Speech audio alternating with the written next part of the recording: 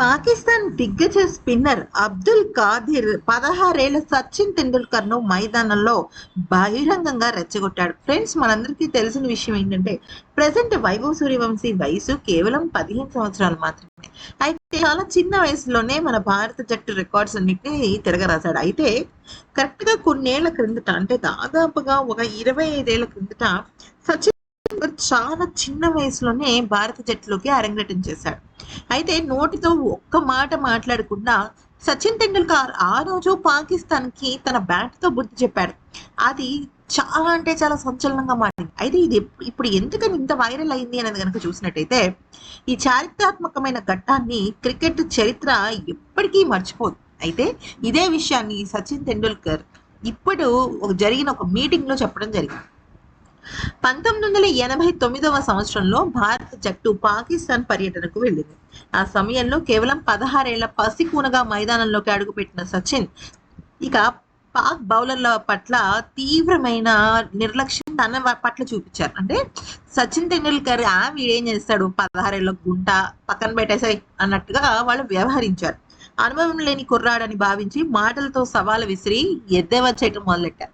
ఒక ప్రదర్శన మ్యాచ్ లో సచిన్ క్రీజ్ లోకి వచ్చినప్పటికీ పాకిస్తాన్ లెగ్ స్పిన్నర్ అయిన ముస్తక్ అహ్మద్ బౌలింగ్ చేస్తున్నాడు. అప్పటికే తన అద్భుతమైన షాట్లతో ముస్తక్ బౌలింగ్ లో సచిన్ చీల్చి చెండాడుతున్నాడు. కేవలం 3 బంతుల్లో 16 పరుగులు కొట్టేశాడు. అప్పటికే ముస్తక్ అహ్మద్ ను ఒక పసిపిల్లాడు వాడు దంచి కొట్టడం చూసి పాకిస్తాన్ దిగ్గజ లెగ్ స్పిన్నర్ అయిన అబ్దుల్ కాదిర్ తట్టుకోలేకపోయాడు. నేరుగా సచిన్ వద్దకు వచ్చి మానసికంగా ఒత్తిడి పెంచేందుకు ప్రయత్నించాడు. చిన్నోడా, ఆ కుర్రాడి బౌలింగ్ లో సిక్స్లు కొట్టడం విషయం కాదు. ధైర్యం దమ్ము ఉంటే నా బౌలింగ్ లో 6 కొట్టి చూపించు, అప్పుడు స్టార్ అయిపోతావు నువ్వు అంటూ చాలా చిన్న పిల్లవాడిని చేసినట్టుగా చేస్తే ఏం మాట్లాడలేదు సచిన్. అసలు ఏ రియాక్షన్ ఇవ్వలేదు.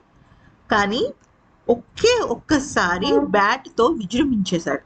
అయితే అబ్దుల్ కాదిర్ తర్వాత ఓవర్ వేసేందుకు బంతి చేతిలోకి తీసుకున్నాడు.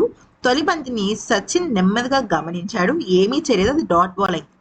రెండో బంతి నుంచి అసలైన విధ్వంసం ప్రారంభించాడు. మైదానం నలుమూలల బంతిని సిక్సర్ల వర్షం కురిపిస్తూ కాదిర్ బౌలింగ్ ని ముచ్చమటలు పట్టించాడు. మొదటి సిక్సర్ స్టేడియంలో పడితే తర్వాత బంతికి మరో భారీ 6 బాదాడు. మూడో బంతికి కూడా మైదానం దాటి కొట్టాడు. అక్కడితో ఆగకుండా 5వ బంతికి మరో 6, 6వ బంతికి కళ్ళు చెదిరే 4. ఒక ఓవర్లో ఏకంగా 4 సిక్స్లు, 1 4తో 28 పరుగులు రాబట్టాడు.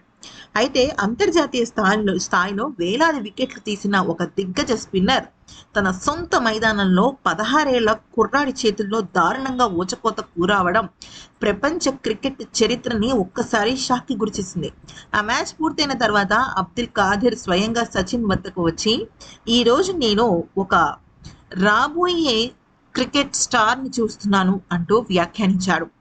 ఆ రోజు కేవలం సచిన్ ముందే కాదు, మ్యాచ్ పూర్తయిన తర్వాత కూడా ఇదే మాటను ప్రస్తావించాడు. ఇది క్రికెట్ చరిత్రలోనే ఒక అద్భుతమైన ఘట్టం.